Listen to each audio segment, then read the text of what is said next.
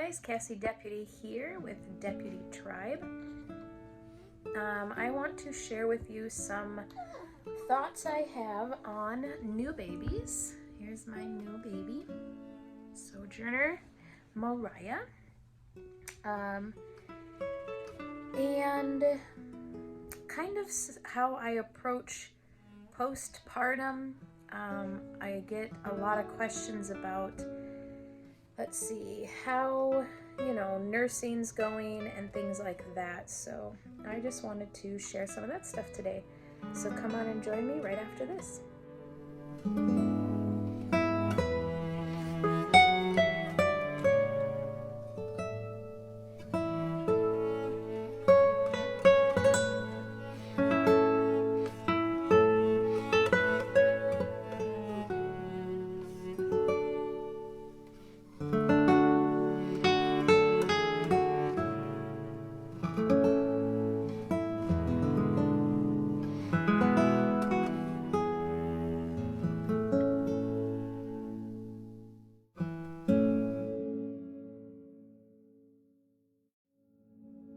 Hey guys, welcome back. This is Cassie Deputy with Deputy Tribe. Don't forget to hit subscribe below. So Sojourner is my 8th baby, and she was born Friday. Today is Tuesday, so she's what? Friday, Saturday, Sunday, Monday, roughly 4 days old. So postpartum, let's talk about that, huh? Postpartum preparation really begins before you give birth. Now, traditionally, there's a lot of people groups that really prioritize not only pregnancy, but postpartum, and even preparing for pregnancy was a big deal. Each culture kind of had their own rituals and dietary practices that they implemented with the woman who was wanting to conceive or had given birth. And they all, not ironically, but predictably, kind of follow the same sorts of ideas. And I think if we practice these ideas a bit more, we'd have a lot less women that deal with like postpartum depression and having a hard time bonding with their babies, or kind of getting back into the swing of life after having a baby. So I really want to focus on some of the things that we have always practiced after having kids. Well, our first was twins, and then we had single babies after that, and our oldest are 11, and Sojourner was just born. So within this span of 11 years, we had 8 kids, and we had 3 miscarriages also. But first thing that we always do is my husband always takes time off. So right now he is self-employed, so he does not need to report to an employer. So to take time off was extremely low stress, which was really nice. But typically in the past, we have saved up money, and he has taken FMLA, and he took 4 weeks off when the twins were born, 4 weeks off when Haven was born, 4 weeks off when Elias was born. And then with Arye, Evelyn, and Willow, he took about 2 weeks with the potential to take a third. So I think he did take about 3 weeks off. And then with Sojourner here, we're just keeping things real light through the rest of the month of September. So that means it's roughly 3 weeks. With leaving it open for him to pick up like a small job here or there and take the kids with him. So having your spouse, or particularly your spouse, because there's a lot of emotional stuff that goes on when you have a baby, and it's nice to be at home with your spouse in your home, figuring family life out, right? That's nice. So that's the first thing we always prioritize. The second thing is I have a lot of like postpartum care things that I greatly prioritize. First of which is I typically spend my entire first week after I have a baby in my bed. I never have ripped or needed stitches or needed any extensive healing. After Duke, my 5th, he pretty much really wrecked my pelvis, so I really needed about 2 weeks in bed with him. But even right now, I feel great. Like I went to the store today for the first time we were out for like an hour. But I don't do much. I don't cook. I don't do chores. I don't do anything. I just stay in my bed. I nurse my baby and read. I listen to podcasts. I drink. So I stay in bed for my first full week. For the first 2 or 3 weeks, I take it really, really, really easy because it's really important, not just physically, but emotionally and hormonally, for you to allow yourself that time to not carry on normal duties. And I think it's really important that you do that for yourself and for your baby, because when you begin nursing, your milk doesn't come in till 3-ish days after the baby's born, and it takes roughly 4, 5, 6 days after that, for probably more, for it to kind of regulate how much milk you need to produce. So for me, I am an over producer. So I produce a crazy, crazy amount of milk.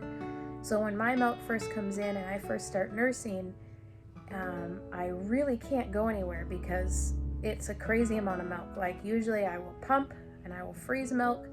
I'm very prone to getting like mastitis or an infection because of how much milk I produce. And there's just milk everywhere. Everywhere there's milk. I mean, everywhere. So it takes a while for you. Plus, when you first start nursing, you get really sore and it hurts and you want to quit and it's hard. So you really need that first week or 2 weeks to focus on getting nursing down. You're learning, baby's learning, your body's trying to figure out exactly how much milk you need. And you don't want it to be stressful. You really want your only job to be to nurse your baby and to snuggle her or him and kiss them and just really care for them. I find that my babies are very much less fussy, less needy, less, they don't really have any sicknesses or complications if we take it really easy and focus on that. The other thing I do for self-care is I really prioritize a few things. The first thing is lots of herbal stuff. So I'll include some pictures here.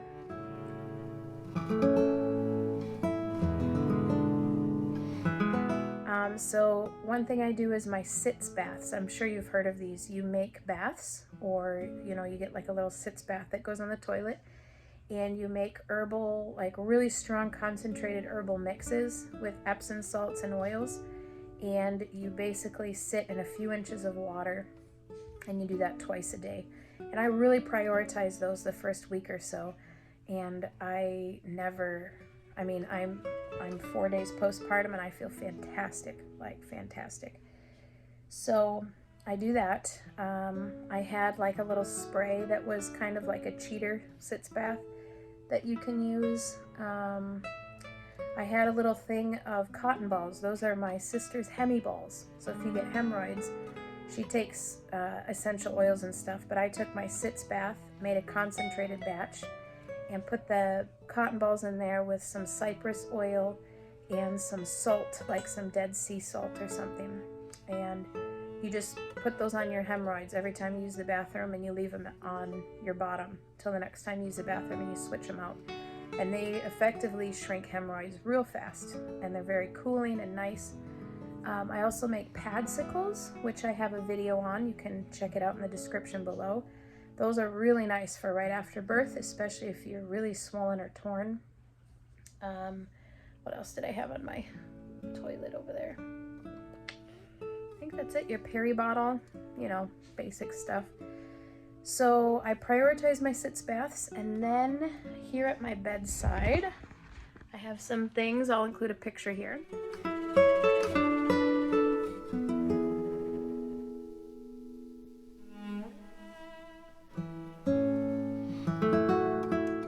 So this nice oil is to put on baby's butt so that the newborn poop doesn't stick, which is a necessity. You need to have Cramp Bark. So after you give birth, when you are nursing, they don't tell you this, but you get horrible contractions as your uterus is starting to shrink back to its normal size. And if you're trying to do like a drug-free pregnancy and everything, and you don't want to do ibuprofen or Tylenol or anything like that, you need a Cramp Bark tincture. And I literally just take 2 or 3 of these about every 30 minutes to an hour around the clock until those cramps don't hurt anymore. And it works amazingly. Like, I didn't need ibuprofen, I didn't need Tylenol. The only time those cramps got almost unbearable is when I'd forget to take it, and so I'd just keep taking it till it kicked in again. And then right after birth, I drink shepherd's purse tea, and then I include it in my postpartum blend of tea. And that's known to stop bleeding. And so I'm 4 days postpartum, and I'm not bleeding anymore. I've never hemorrhaged, never lost a lot of blood. There's a lot of herbs in my postpartum tea. Some are for liver support, some are for kidney support, some are to help get the hormones, the excess hormones, flushed out of your system. A couple of them are diuretics, like the licorice root and something else I put in there to help pee all the excess weight off. I have horsetail, which helps with edema. It also has a lot of silica in it, so it helps so you don't lose your hair and things like that.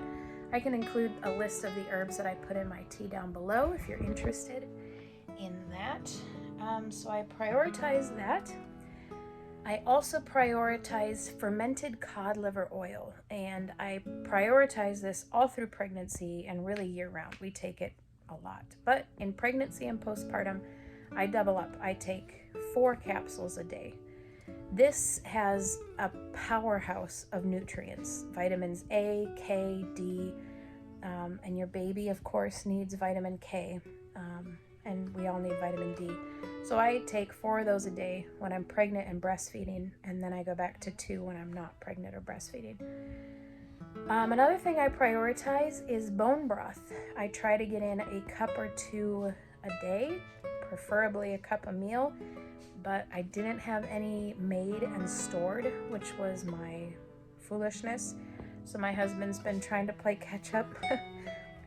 And every time he makes some, my whole family drinks it. He doesn't realize that I make bone broth every single day. So he thinks it will stretch out, and it has not been stretching out. So he has some in the pressure cooker now, and then he's going to start another one before he goes to bed. So we have plenty for the next day or 2. Bone broth. And then organ meats. I am eating quite a bit of liver. We eat liver twice a week minimum. And again, just a powerhouse of nutrients. Another thing that I do postpartum is I cut out all the gluten, all the dairy, and really focus on cutting out all the sugar and stuff. I do keep like potatoes and rice and things like that, oatmeal occasionally if it's prepared properly. But my reasoning for that is, I don't know why, but all of my babies developed pretty bad colic from dairy and gluten, and I figured it out on my 5th kid, which is a shame of me. But since him, I just don't eat those things, and my babies do really, really well. So, and then fermented foods, whether it's kombucha or sauerkraut or pickled something. I try to have fermented foods 2 or 3 times a day. And yeah, those are kind of the things I prioritize. So also making these weeks very stress-free, maybe having some things that you want to do, like I want to finish this book, and I'm roughly halfway through it, I would say. I usually have a stack of like medical books that I want to read, and I got through most of them during my pregnancy, so I don't have a lot left, so I'm going to have to start stocking up on more. And then we have some conferences. My husband and I watched a whole prophecy conference together. We're going to watch a pastor's conference this weekend, and then I have a homeschool conference coming up. So lots of conferences, podcasts that I wanted to listen to. Just a lot of stuff to kind of build you up and encourage you and refresh you. It's nice to have things taken care of so that you can actually like do the things that you've been kind of wanting to do for a while. It's like a retreat, basically. So I have found that all of these things combined, and then choosing to be not stressed and choosing to really enjoy and kind of approach postpartum in a way where it's like the world kind of stands still for a few weeks. Like, time doesn't exist, schedules don't exist, deadlines don't exist, and it's just you and your baby and your spouse, and then enjoying the kids and the new dynamic that a baby brings. Because in our household, I have 7 other kids, and so, you know, it's a transition for all of us, because my youngest isn't getting mom as much. Like, even today, she really wanted to nap, so she went and got her doll and her stuff, and she went into my room, and we've been napping together like every day for the last month and a half. And she turned my fan on like I do, and she put all her stuff on my bed, and she was crying for someone to put her on my bed so she could nap, right?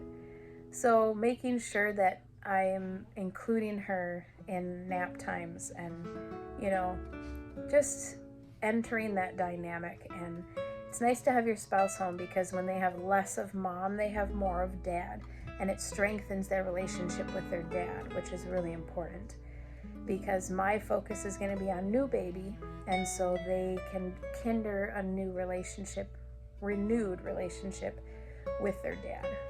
So that's really nice.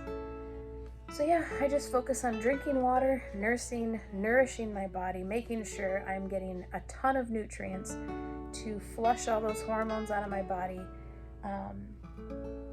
and provide the best quality breast milk for my baby that I can. Another thing that I do for baby, which may be helpful to you, is if your baby has pretty bad colic or fussiness, I just take one of these little syringes here, and I suck up a little bit of sauerkraut juice. Ours is red cabbage. And I give it to her before a feeding. And within 20 minutes, any fussiness or gas or stomach problems is completely gone.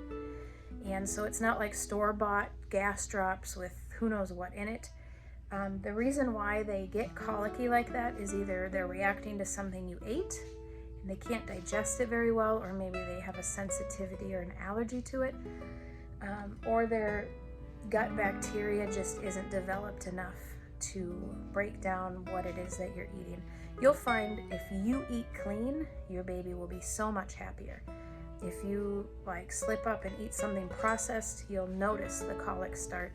So giving them beneficial bacteria in their gut that actually assists in the breakdown of food makes the world of a difference. Another survival tip, because this is just going to be me rambling, is please sleep with your babies. And it's okay to put them on their stomachs. Babies sleep so much better on their bellies. They really do. And I sleep with my baby at least till about 6 weeks, and then we try to train them to sleep through the night. And so we'll lay and I'll nurse and we'll fall asleep. And then she'll wake up when she's hungry, because I don't know who told you you need to set a timer and wake your baby up every 2 hours to eat. That's insane to me. If your baby is hungry, your baby will wake up. Clearly there are exceptions to this, like if your baby is overly lethargic and it's worrisome, or jaundice, very jaundiced, then you'll want to be making sure that your baby's waking up and eating enough. I understand that.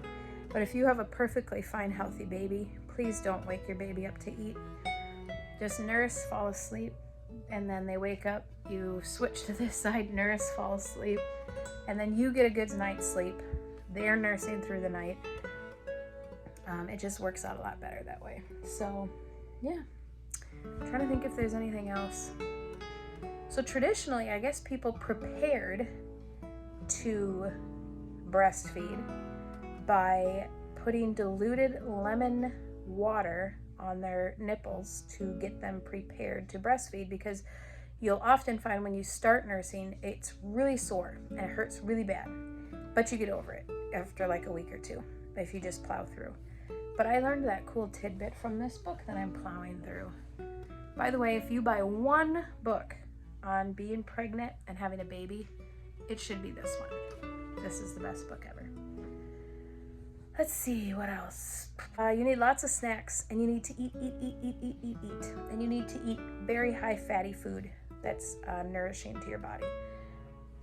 I have by my bedside here almonds that I fermented, soaked, roasted, and salted, so they're easy to digest. And anytime I feel hungry, I just lots of meat. My husband just cooked up a bunch of chicken in tallow, so it's really fatty, and just has cooked chicken in the fridge for me. We cooked up a ton of liver, and he'll fry up a couple almond flour tortillas, and I'll have liver tacos, lots of eggs, bacon, let's see, lard. Cover your veggies in lard and salt. Drink a lot of water. If you do have like a sweet craving, here's my tricks. What I do is I do dehydrated fruit. I have my daughters make these like coconut oil, almond butter, cocoa powder, and honey, raw honey, and they melt it all together and they put it in those silicone trays, and I will have one of those if I feel like I need candy or chocolate or something, or like a pick-me-up. I'll have one of those. I keep Larbars by my bedside, all sorts of different flavors, which are just fruit and nuts, and then vegetables and fruit, potatoes, rice. That's pretty much it. Oatmeal if you are up for it. Gosh, I think that's pretty much it. That's all I can think of. Those are my postpartum tips. If you have any questions, leave them down below and I'll answer them. If you guys have any comments or tricks or things that you do postpartum, I would love to hear them. And yeah, Jesus is coming.